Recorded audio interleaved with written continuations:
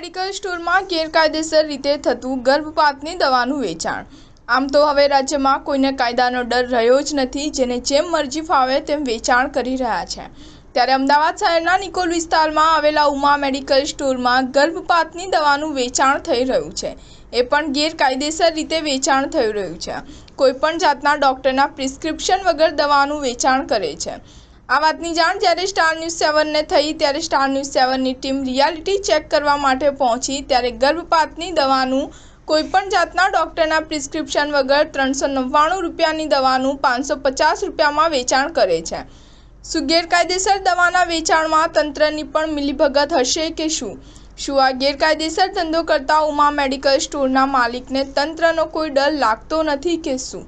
Star news 7 Ahmedabad.